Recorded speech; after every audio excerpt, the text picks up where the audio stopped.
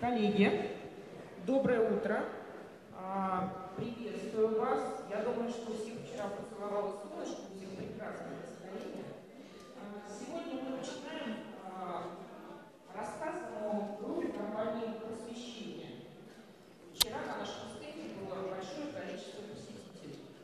Эти посетители задавали нам вопросы относительно содержания наших учебников, относительно тех образовательных решений, которые нами реализуются, и мы благодарны педагогам и благодарны Министерству образования и науки Кыргызской Республики за проявленный интерес к тому содержанию образования, которое в настоящий момент реализуется в российских школах.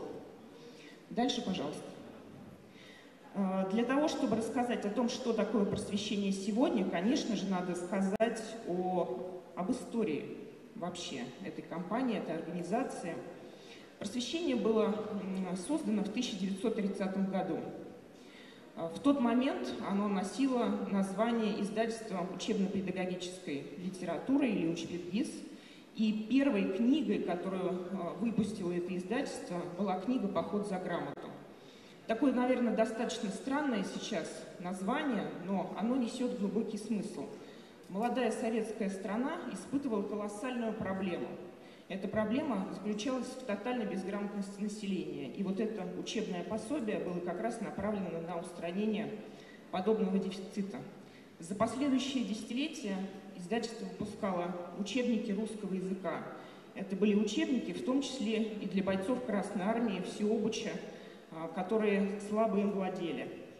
Плакат «Родина, мать зовет» Ираклия Таидзе выпускался в стенах того здания, где работаю я и работают мои коллеги.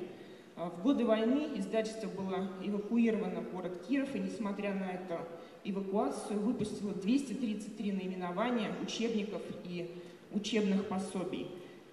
Многие сотрудники издательства ушли на фронт. Главный художник Михаил Львович Гуревич награжден, удостоен звания Героя Советского Союза посмертно. Более 100 сотрудников издательства награждены медалью за доблестный труд в годы Великой Отечественной войны. Следующий, пожалуйста. Но лента времени просвещения на самом деле достаточно длинная. Уже в 1953 году общий совокупный тираж учебной литературы, которая выпускается, превышает 200 миллионов. А современное название появляется в 1964 году, когда учпедгиз объединяется с издательством Академии педагогических наук. Конечно же, мы прошли долгий путь. Учебники электронной формы для массовой школы появились в 2015 году. Современный вид группы компаний издательство приобретает в 2017 году. Но что же такое группа компаний просвещения сегодня? Дальше. Нам 94 года. В следующем году юбилей исполняется 95 лет. В нашем активе 3500 авторов. Это ведущие ученые, академики, эксперты. Все те люди, которые двигают современную науку. Работаем на регулярной основе с каждой из более чем 42 тысяч школ Российской Федерации. В режиме 24/7 осуществляем методическую поддержку педагогов, образовательных организаций, отвечаем на вопросы администрации образовательных организаций, которые тоже очень и очень много. Каждый из более чем 17 миллионов учащихся Российской Федерации держит в руках учебник или учебное пособие издательства «Просвещение». Дальше. Издательство в настоящий момент представлено 4 крупными направлениями деятельности или 4 дивизионами.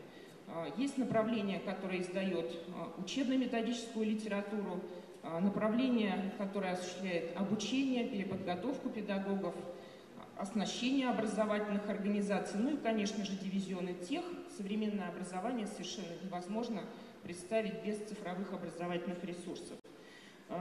Маленькую часть показываем вам. Вот одно из самых современных направлений деятельности – это учебники по искусственному интеллекту, которые созданы в этом году для 5, 6, 7, 8, 9 классов. К их созданию привлечены лидирующие технологические компании страны. Это учебное издание создается при сотрудничестве и содействии с Альянсом искусственного интеллекта. И каждый год мы готовы предлагать системе образования такого рода издания. Дальше. Ну и, конечно же, нельзя не сказать о том опыте сотрудничества с международными системами образования, которые у нас есть. Такой опыт синергии у издательства существует с разными странами, но мы очень гордимся теми адаптированными учебниками, которые созданы для Кыргызской республики. Это учебники для начальной школы, учебники по математике Марии Игнатьевны Моро, которые нашли своего пользователя, нашли своего ученика, нашли своего педагога. Адаптация учебника – это очень тонко настроенный процесс. Надо, сохранив методический аппарат и всю ценность содержания учебника, учесть и социокультурные особенности страны, этноконфессиональные, учесть требования предметных стандартов. И все это требует, конечно же, большого совместного труда со стороны непосредственно редакторов и экспертов издательства, и со стороны представителей Кыргызской республики это тоже, конечно, потребовало серьезных усилий. Дальше. Современная школа невозможна без оснащения. Поэтому одним из таких направлений является оснащение образовательных организаций. Это и предметные лаборатории, это и специальные классы. Но на что все это направлено? Организацию профильного обучения, конечно, на организацию предпрофессионального обучения. Поэтому современная российская школа невозможна без инженерного класса, академического, курчатовского, медицинского, IT-полигона и многих других. Такие образовательные решения с точки зрения организации образовательных пространств существуют у нас по всем направлениям, начиная от дошкольного уровня образования. Дальше. Организация образовательного пространства – это, конечно же, несколько принципов. Многофункциональность, конвергентность, открытость, трансформация и модульность. Но в первую очередь, конечно же, это эффективное использование любого пространства, в том числе и поверхности. Дальше. Направление EdTech, дивизион EdTech представлен большим количеством продуктов. В Российской Федерации существует федеральный перечень электронных образовательных ресурсов, и группа компаний просвещения является одним из лидеров по количеству включенного в этот федеральный перечень электронного образовательного контента. Самые разные образовательные решения для дошкольного уровня образования «К школе готов», для начальной школы, для подготовки к единому государственному экзамену, тренажеры, смешанные продукты, когда со страницы печатного издания у учащегося есть возможность перейти на страницу цифрового дополнения. И все это представлено в активе группы компаний просвещения. Дальше. Конечно же, об учебниках, об учебно-методической литературе сегодня расскажут мои коллеги. Не буду затрагивать вопросы, которые будут еще у нас подняты, но не могу не сказать о том, что в течение многих десятилетий группа компаний просвещения выпускала специальную серию, которая была адресована педагогам. 2 года назад мы ее перезагрузили, перезапустили, и эта серия сейчас называется «Педагогический нон-фикшн».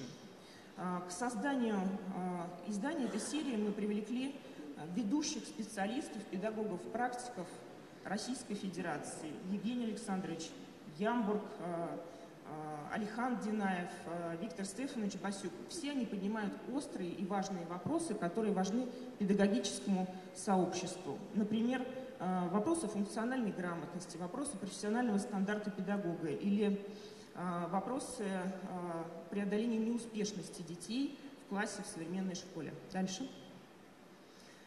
Художественная литература – это очень важный сегмент. Детство начинается с тех сказок, потешек, рассказов, которые читают мама и папа своему ребенку.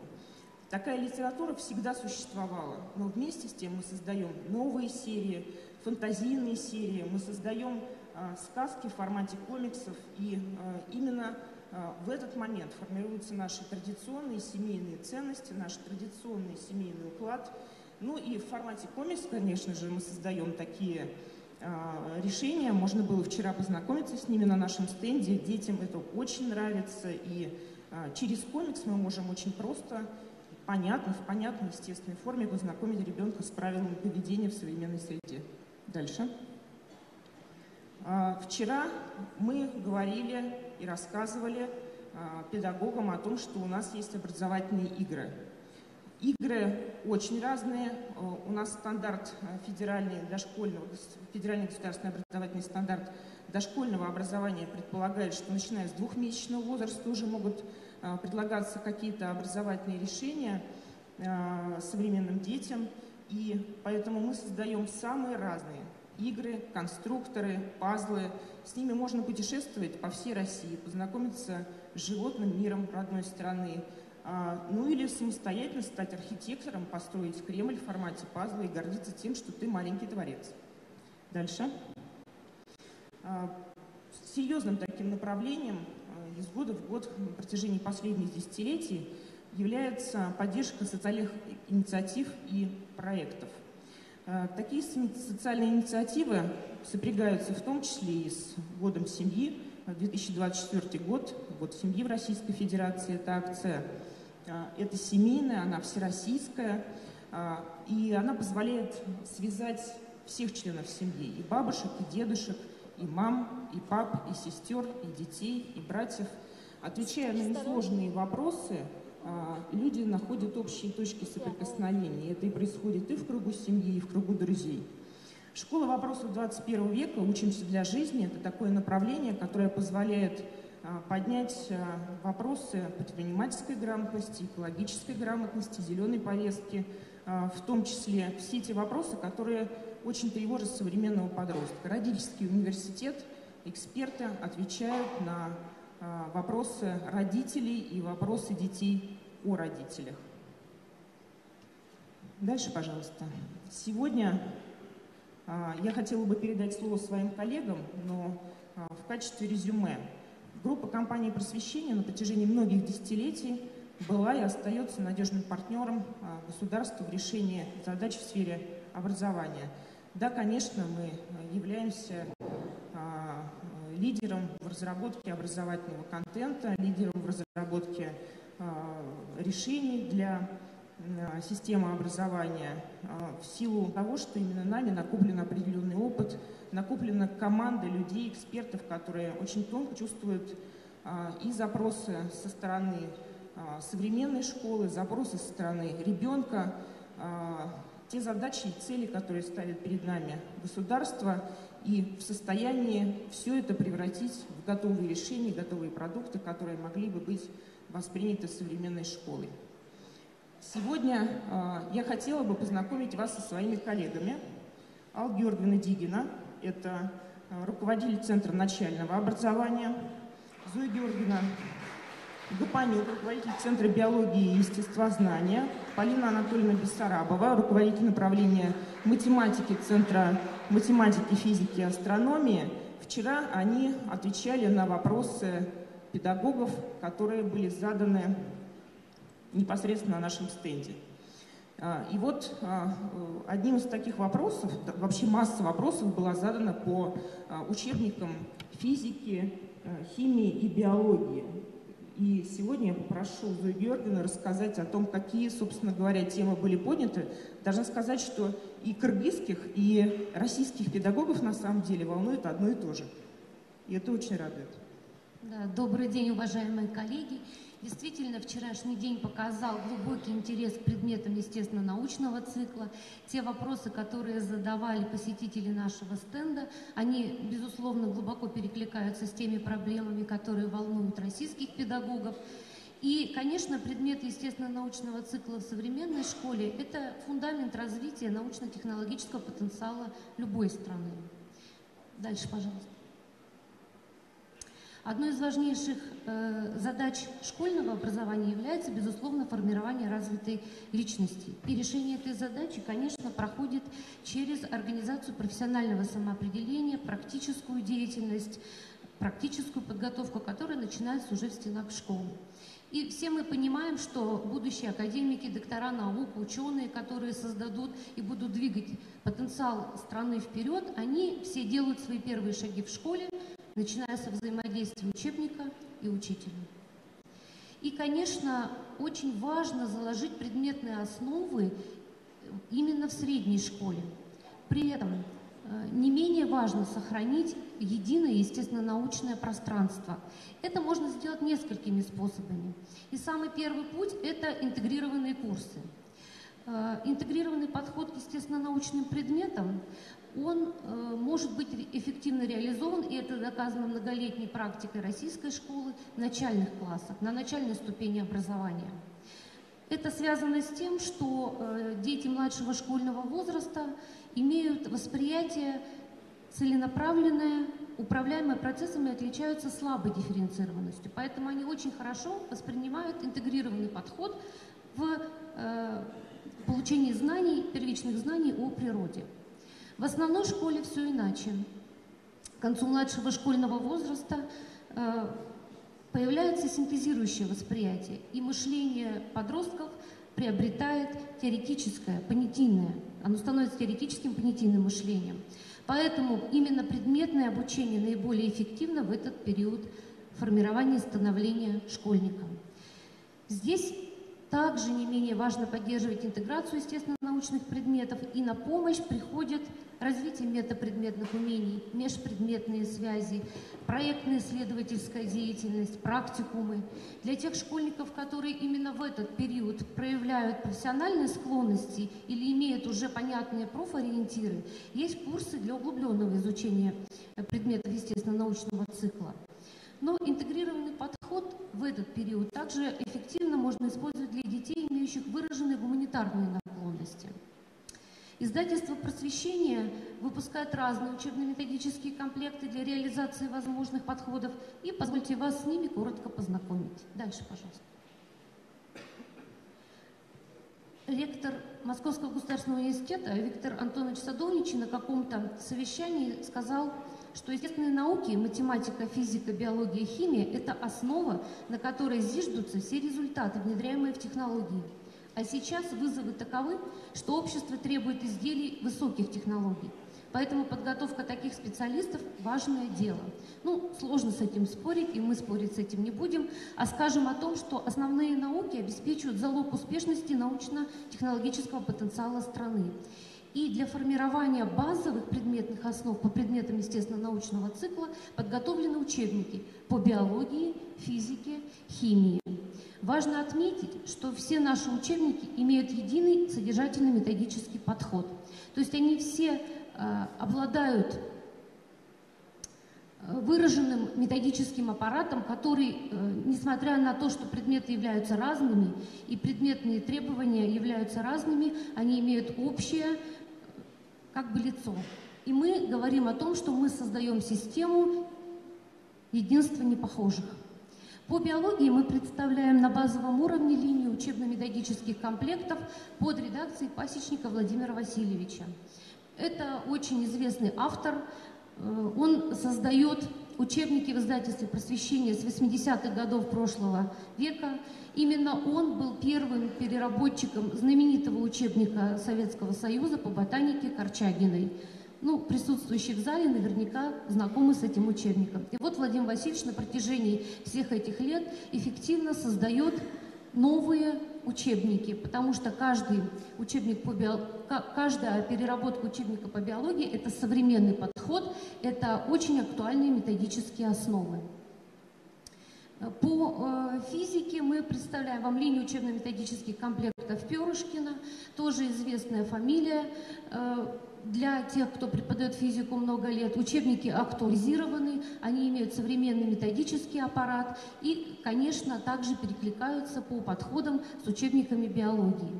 Ну и известная линия учебно-методических комплектов Рузитиса-Фельдмана по химии также представлена на базовом уровне для того, чтобы формировать основы предмета химия.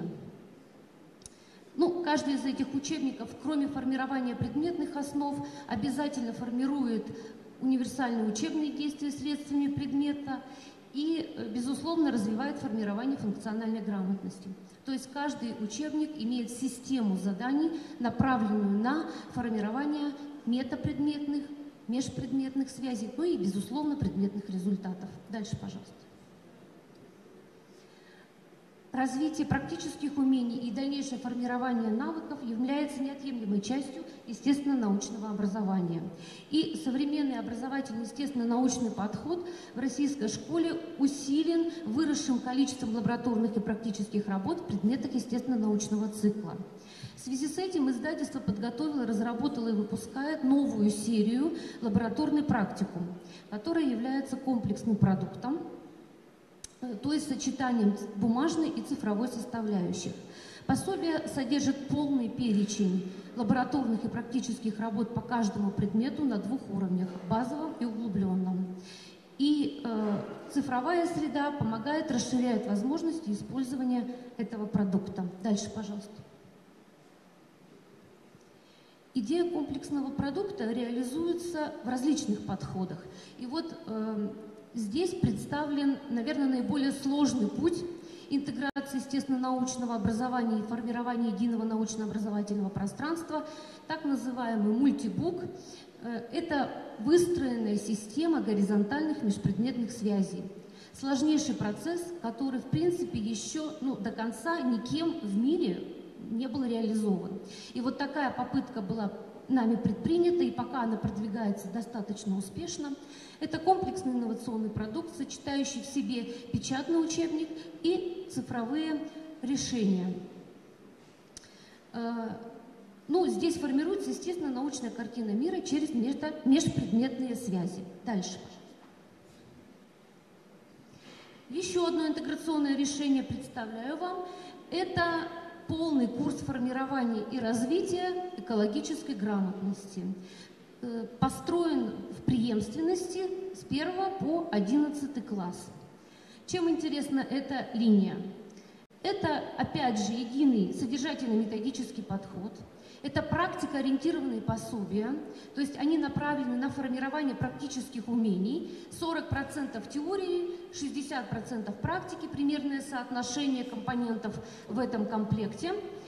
И он закладывает основы экологической культуры, грамотности и безопасности, формирует проектно-исследовательскую деятельность, потому что в пособиях значительное количество практических работательной деятельности в проектной и учебно-исследовательской работе.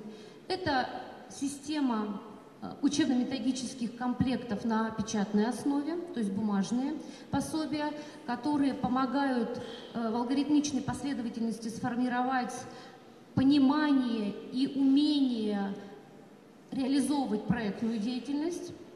Поддержаны эти бумажные пособия цифровым сервисом «Лаборатория проектов», который имеет и реализует пошаговый алгоритм ведения проектной деятельности как для учителей, так и для учеников, с подробными методическими рекомендациями и конструктором создания проектов. Кроме того, цифровой сервис содержит значительный банк проектов по различным видам, направлениям, предметам и классам, который можно использовать на начальных этапах освоения умений проектной деятельности в школе.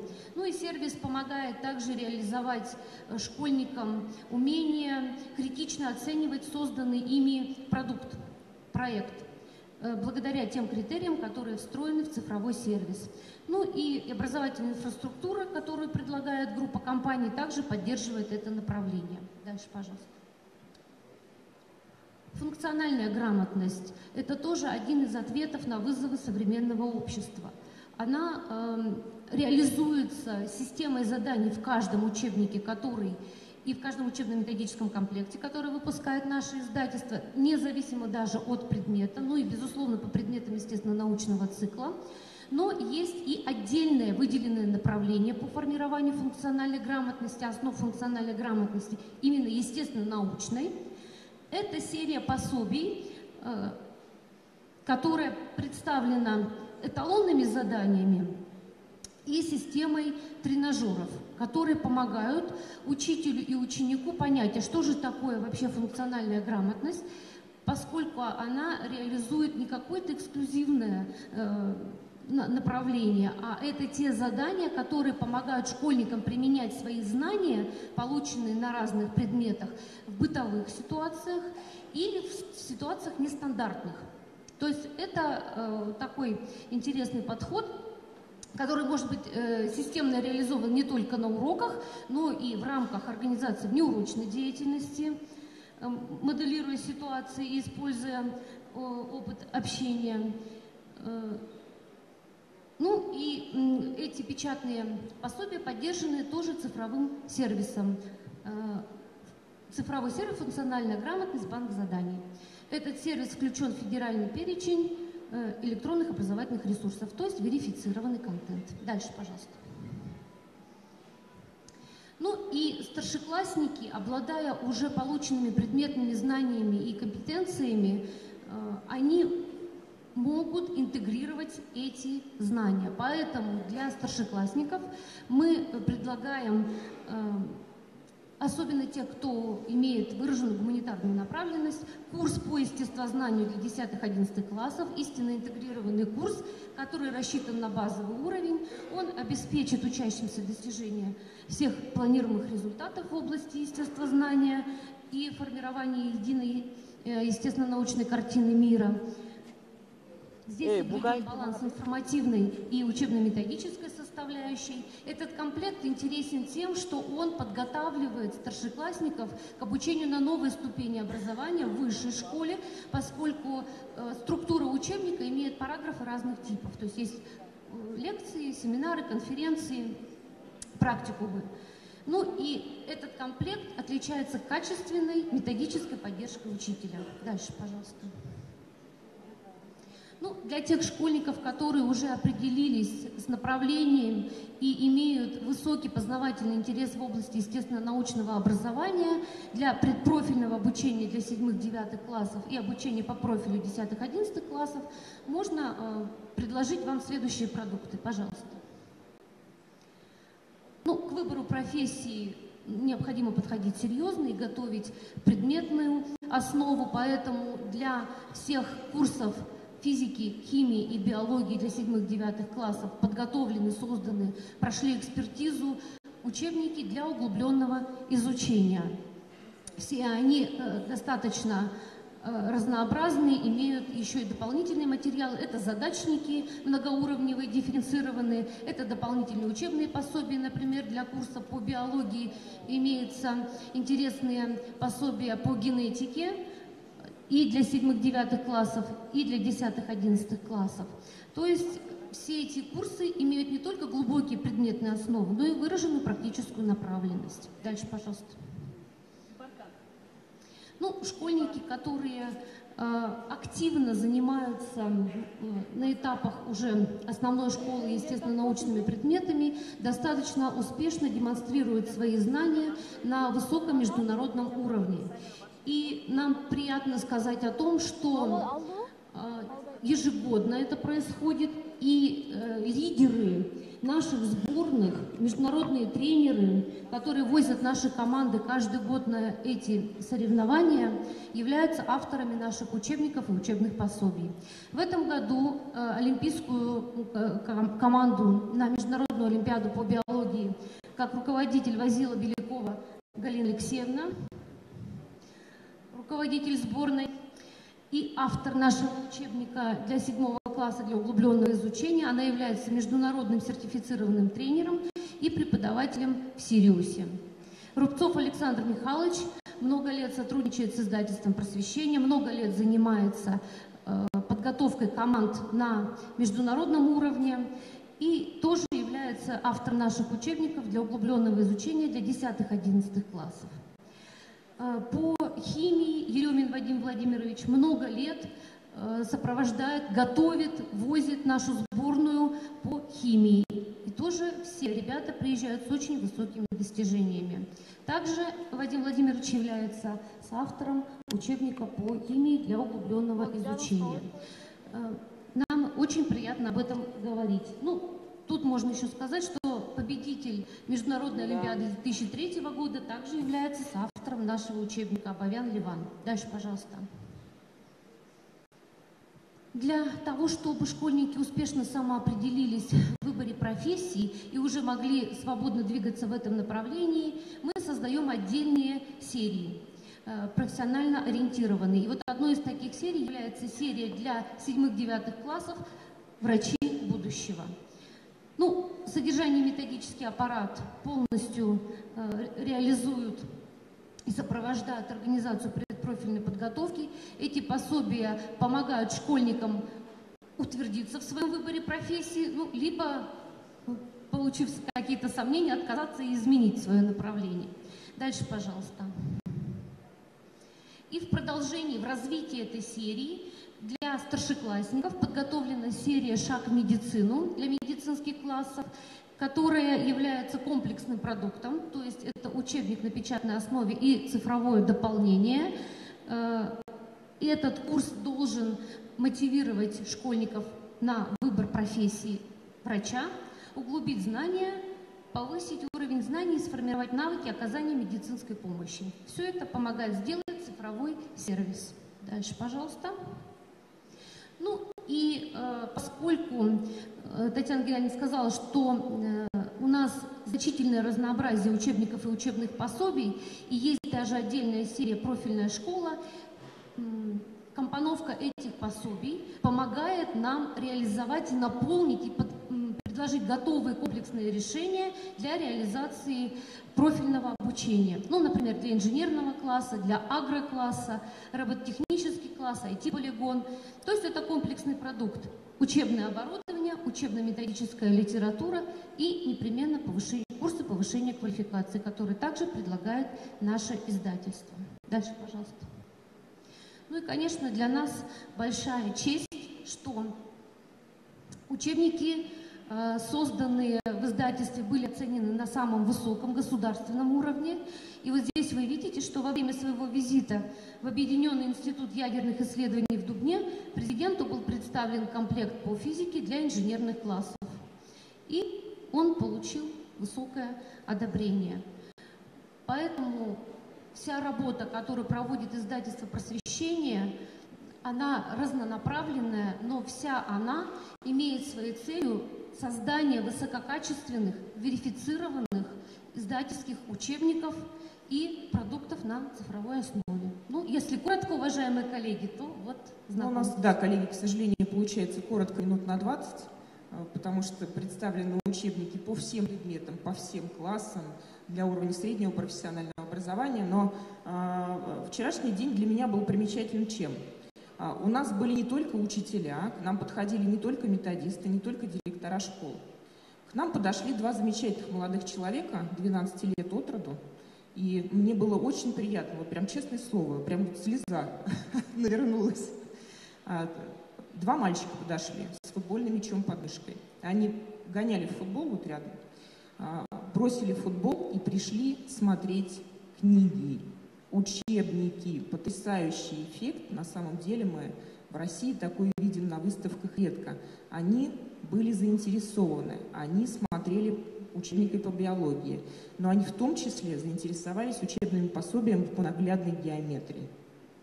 Я хотела бы попросить Полину Анатольевну рассказать о тех решениях, которые есть у нас в сфере математического образования, в сфере этого направления математической вертикали просвещения.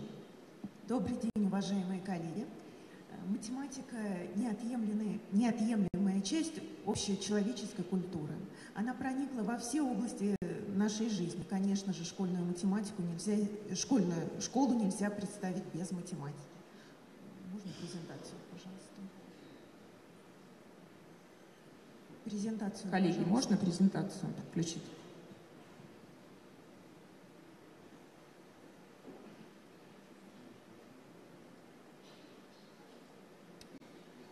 На уроках математики обучающиеся учатся думать, рассуждать, анализировать. Развивается пространственное мышление. Математика изучается в школе с 1 по 11 класс. То есть нам важно обеспечить бесшовный переход от одного уровня образования к другому. Нам необходимо обеспечивать преемственность линеек школьных учебников, единство подходов, определений. На изучение математики с 1 по 11 класс в Российской Федерации отводится 1832 часа, что больше, чем число часов по любому другому предмету. Математика универсальная, она является универсальным языком, и методами математики пользуются во всех остальных областях и физики, информатики, биологии, химии. Несмотря на то, что фундаментальное ядро математики в школе остается неизменным, все-таки и содержание математики тоже претерпевает некоторые изменения. Среди авторов учебников издательства «Просвещение» выдающиеся ученые, педагоги, методисты. Мне бы хотелось вспомнить самые известные учебники по математике, а самое главное, которые прошли проверку времени. Среди них учебник Марии Игнатьевны Моро. Это учебник для начальной школы. Несмотря на то, что учебник был создан достаточно давно, он актуален и по сей день, он перерабатывается, дорабатывается сейчас уже членами авторского коллектива, и более 80% школьников в Российской Федерации готовятся в начальной школе именно по этому учебнику. Учебник получал государственные премии в свое время, но актуальность свою не потерял. Еще один хорошо известный вам учебник – это учебник Наума Яковлевича Виленкина. Учебник также пережил и Колмогоровскую реформу, и менялся многократно, изменялся авторский коллектив этого учебника. Но, опять же, учебник остался любим в школе, он хорошо принимается всегда и учителями, и учениками. По нему действительно удобно очень учить детей. Эти два учебника представляют из себя интегрированный курс математики, то есть они объединяют в себе алгебраическую, арифметическую и геометрическую линию. Далее наиболее известные учебники по алгебре и математическому анализу – это учебник Колмогорова.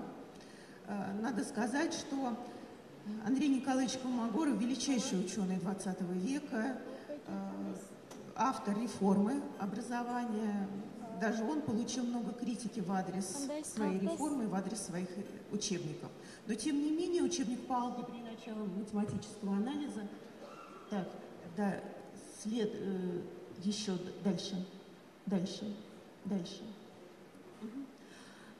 Но надо сказать, что учебник по алгебре и началам математического анализа все равно прошел проверку времени, был принят хорошо в школе, и современную школьную математику без элементов математического анализа мы себе уже не представляем. А теоретико-множественный подход, инициатором введения которого в школе был Колмогоров, уже проник даже в начальную школу.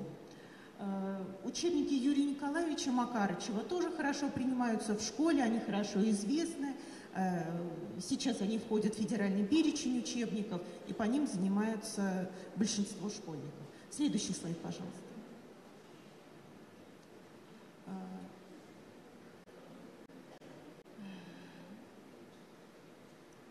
Благодаря критике реформы появлялись и другие учебники. Пытались сделать проще, лучше, доступнее для детей. И учебники Калягина и Алимова как раз вот являлись такой линией учебников. Теоретический материал в этих учебниках изложен очень просто, доступно. Теория снабжена большим количеством разобранных примеров, что облегчает понимание ребенка. Дальше, пожалуйста. Среди учебников по геометрии наиболее известные, конечно, два учебника. Это учебник Атанасяна и учебник Погорелова. Они реализуют несколько разные подходы. Более краткий учебник Погорелова, более развернутый учебник Атанасяна. Именно по учебнику Атанасяна сейчас в основном работают школы. Следующий слайд, пожалуйста. С 1999 года издательство активно сотрудничает с Московским государственным университетом, и преподаватели университета становятся авторами школьных учебников. Сергей Михайлович Никольский, автор линии учебников, которая начинается с 5 класса, с курса алгебры и продолжается до 10-11 классов, заканчиваясь курсом алгебры и началом математического анализа. Валентин Федорович Бутузов создал линию учебников по геометрии с 7 по 11 класса. Дальше, пожалуйста. Линия учебников Калягина и Алимова, на которой мы уже останавливались, с 7 по 11 класс, в настоящее время дополнена учебниками для 5 и 6 класса, поскольку приоритетной задачей является создание непрерывной линейки, непрерывного курса и бесшовного перехода между одной ступенью образования и другой. Один из соавторов учебников Калягина и Алимова, Ткачева Мария Владимировна, создает учебники для 5-6 класса. Учебники очень похожи концептуально на учебники Веленкина. Та же самая методическая идея. Они напоминают содержательно этот учебник, но они дополнены геометрическим материалом, материалом на развитие способностей, материалом на конструирование. Также для развития геометрических представлений учащихся созданы линии учебников по наглядной геометрии. Учителя хорошо знают, что в 7 классе курс геометрии очень тяжело воспринимается школьниками. Это действительно такое первое научное знание с аксиоматическим подходом, которое идет тяжело. Для того, чтобы облегчить задачу и учителю, и ученику, создан как раз курс наглядной геометрии. Дальше, пожалуйста. В 2021 году произошли изменения федерального государственного образовательного стандарта. Вслед за ним изменения претерпела и программа. Математика разделилась, начиная с 7 класса, на 3 курса. Теперь это отдельный курс алгебры, курс вероятности и статистики и курс геометрии. В связи с появлением нового курса появились и новые учебники. Это учебники Валерия Ивановича Ященко по вероятности и статистике. Они представлены как на базовом уровне, так и на углубленном уровне. Иван Валерьевич Ященко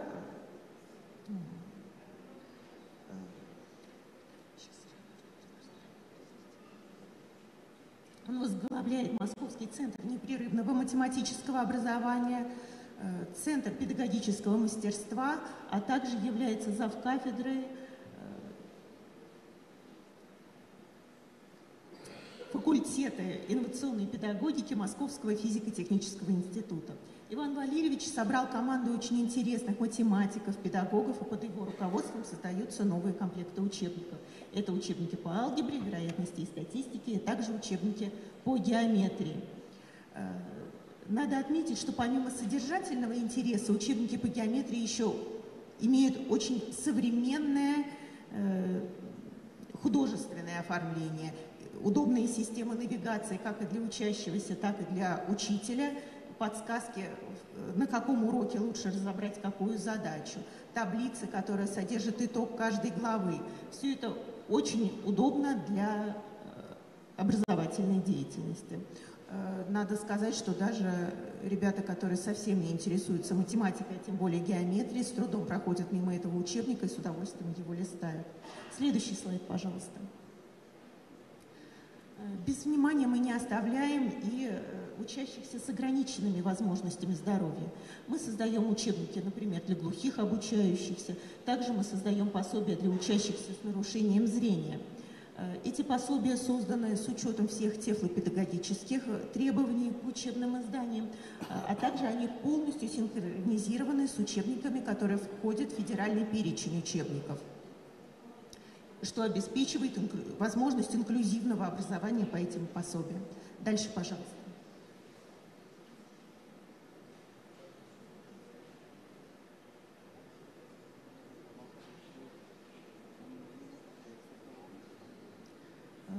Одной из приоритетных задач, дальше, пожалуйста, следующий слайд.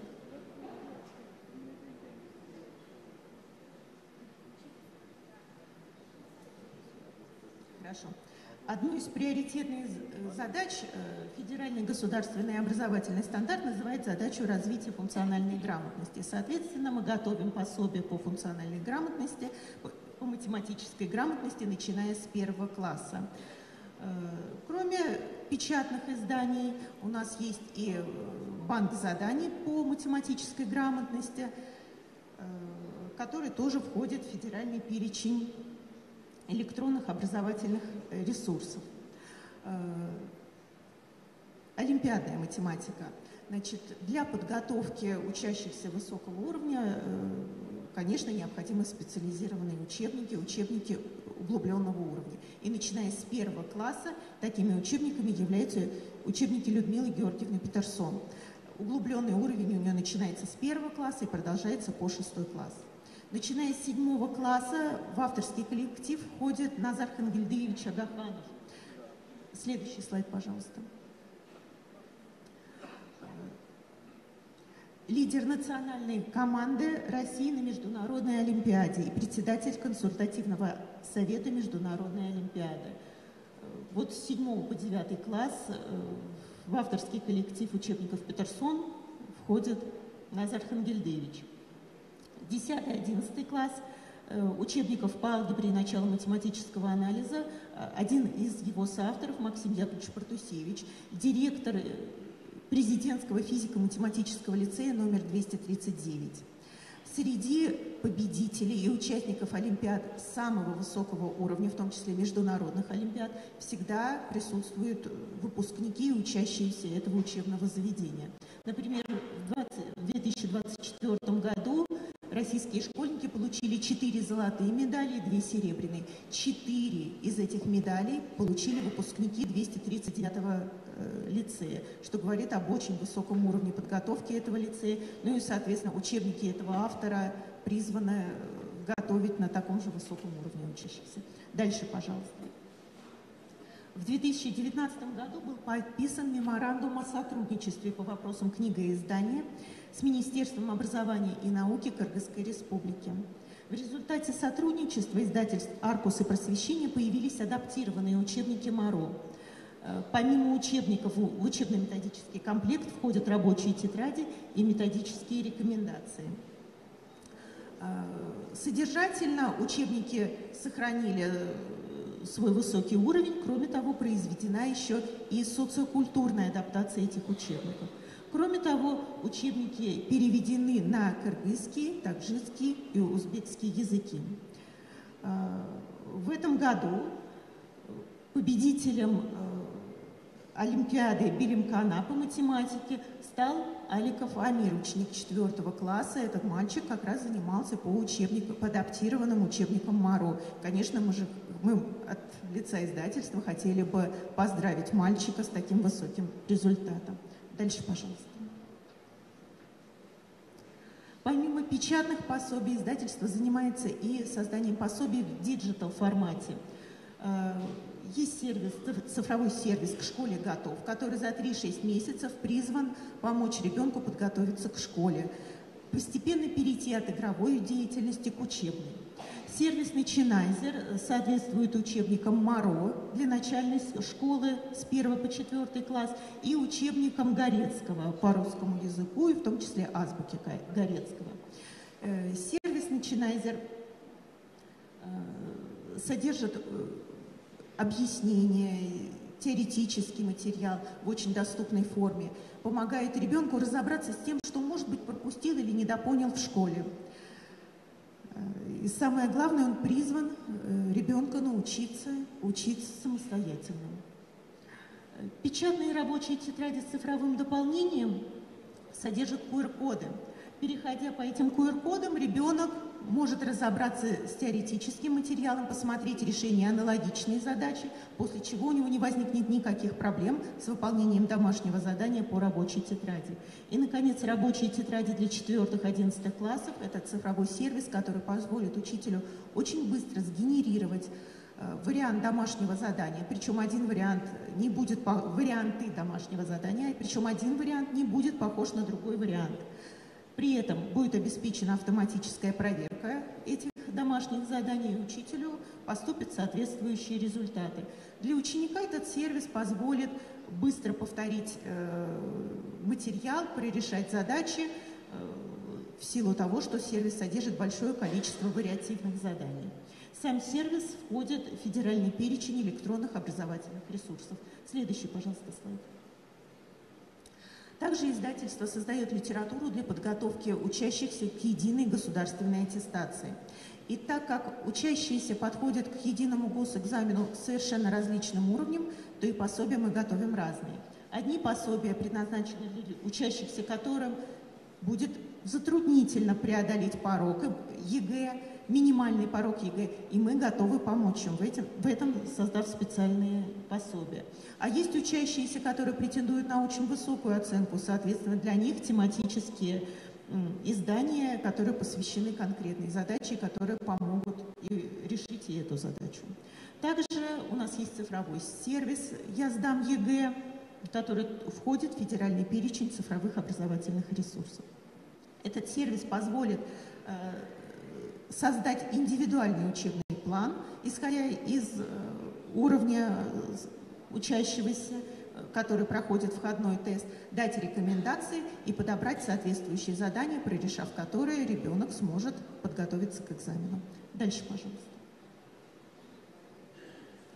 Полина Анатольевна, благодарю вас. Математическая вертикаль издательства начинается с дошкольного образования и заканчивается на уровнях специального профессионального образования и даже высшего образования. И для каждого уровня мы предлагаем свое качественное решение. Спасибо. Коллеги, спасибо вам за терпение. Действительно, хотим поделиться очень многим. Но хотела вам сказать еще о том, что мы на самом деле друг с другом гораздо ближе, чем кажемся. Я, например, родилась в городе Джалалабаде в Кыргызстане, училась в начальной школе в Бишкеке, а вот Алла Георгиевна Дигина, руководитель Центра начального образования, поступала в педагогический университет, и вопросы были у нее по роману Чингиза Тавикуловича Айтматова «Плаха», и причем философский аспект. Поэтому действительно вот это наше родство, это наше единение, в общем, лежит на таком глубинном, фундаментальном уровне. Многие свои произведения Чингиз Тавикулович создавал и на кыргызском, и на русском языке, и многие из них переводились с одного языка на другой. При этом он блестяще владел русским языком, совершенно фантастически, и является одним из величайших писателей современности.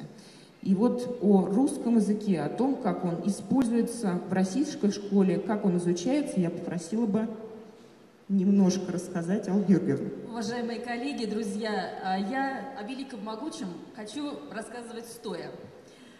Видя вас поближе, в цветах софитов, поближе ваши глаза. Ну, вы знаете, второй день нашего общения, в том числе сегодняшний наш день, мы рассказываем о математике, мы рассказываем о естественно-математических науках, мы рассказываем о наших достижениях издательства на русском языке. Поэтому ощущение, что это вот основа и начало и не только духовности, но и истории, и нашей культуры. Татьяна Геннадьевна напомнила мне молодые годы, когда я, вот, знаете, исключительно напевалась вот этой речи в произведении Чингиза Айтматова. И мне казалось, тогда еще глубокие философские мысли нам трудно постичь. Но русский язык позволял нам окунуться туда и почувствовать. Поэтому вот это вот чувство в русском языке, оно не на последнем месте. И кто им владеет, конечно же, иначе не только понимает и говорит, но иначе и чувствует. Хотелось бы, конечно, еще вспомнить слова великого нашего писателя Антона Павловича Чехова: «Нет высшей ценности человека, чем ценность человеческого общения». Поэтому важное наше ценное общение во время второго дня я бы хотела посвятить вот заключительное наше выступление русскому языку. Для вас мы подготовили самые популярные вопросы о русском языке. Как вы думаете, какие они? Следующий слайд, пожалуйста.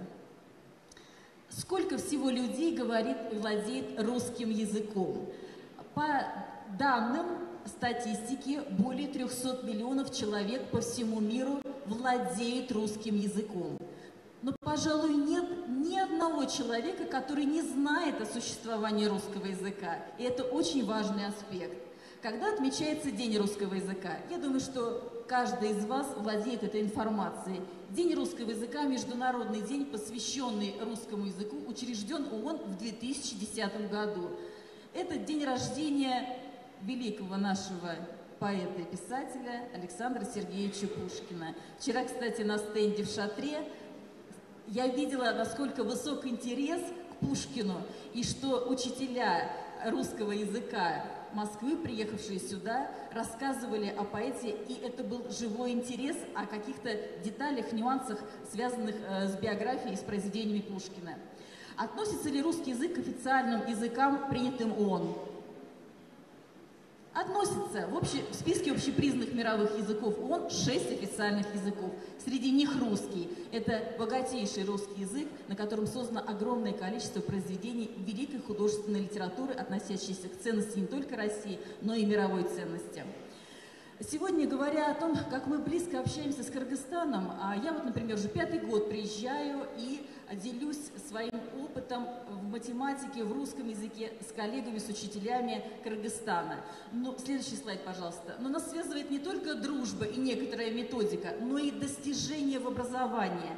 Сегодня Татьяна Геннадьевна уже говорила, мои коллеги уже упоминали информацию, но мне бы хотелось привлечь ваше внимание, что в рамках меморандума созданы вот много людей. И у каждого какая-то своя персональная особенность. Это требует персональной особенности в методике.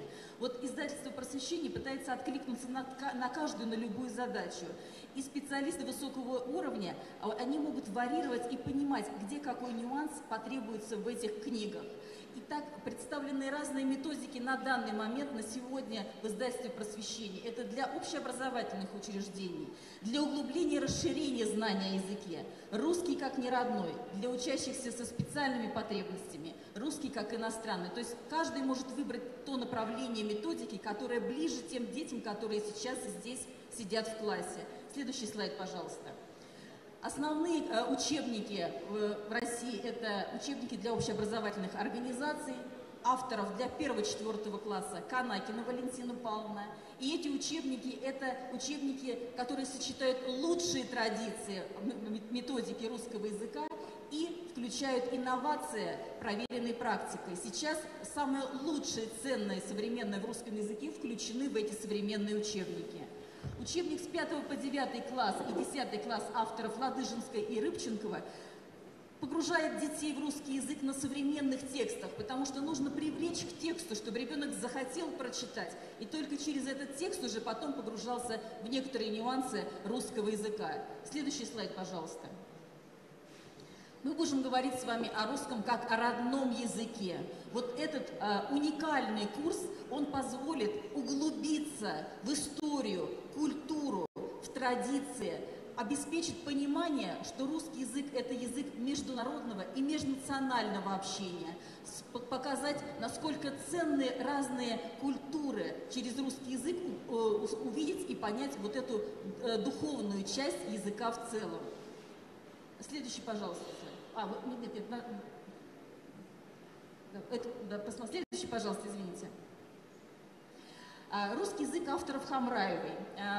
Конечно, русский язык предназначен не только для детей русскоязычных, но и как язык, но и как курс для детей, для которых русский не родной язык.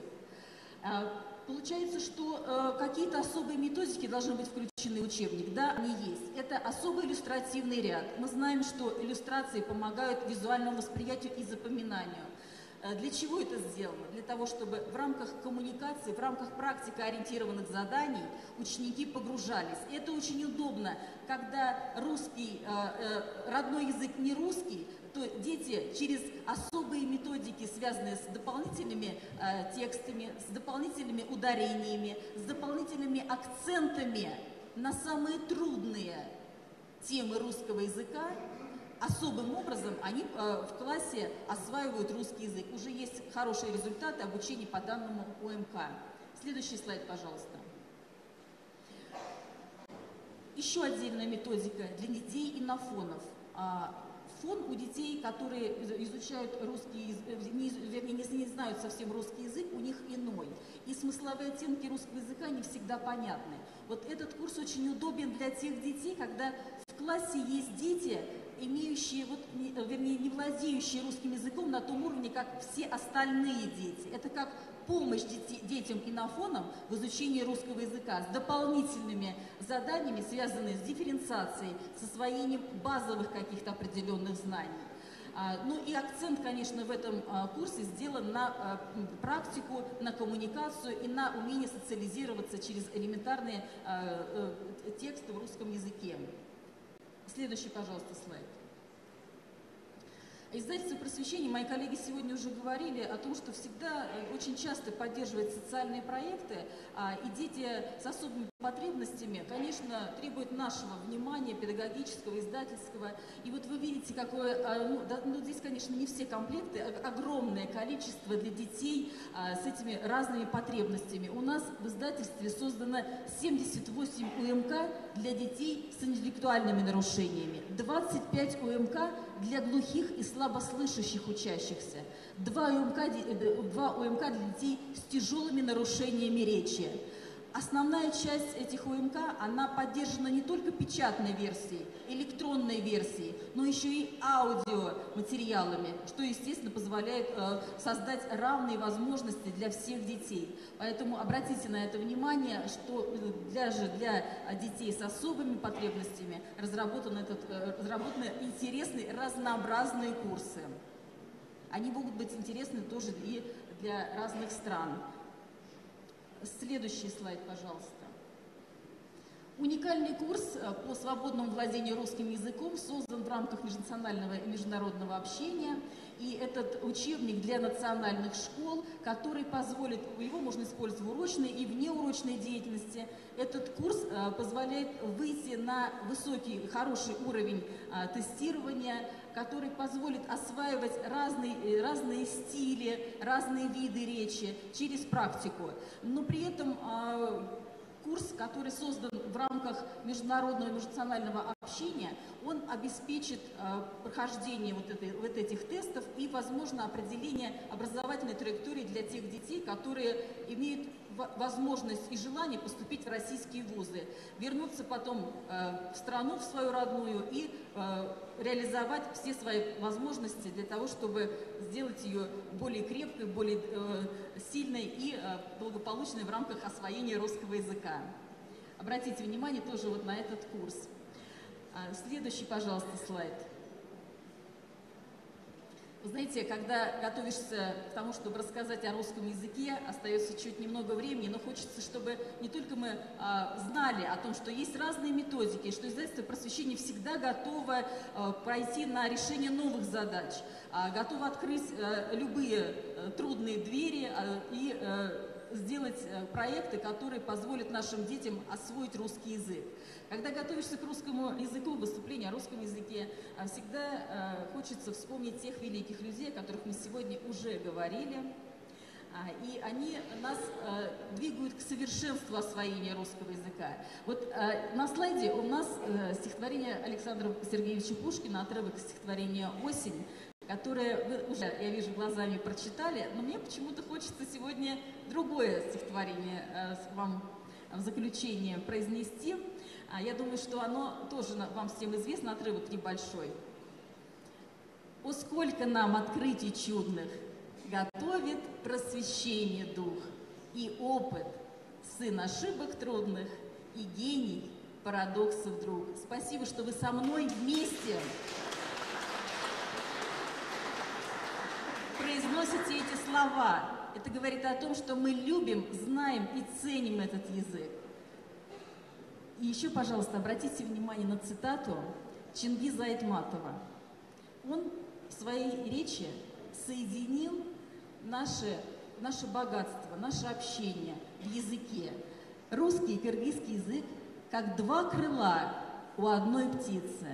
Я всем нам желаю, чтобы эта птица летела высоко и достойно, благодаря нашим стараниям, нашей профессии, благодаря нашим духовным качествам. Спасибо.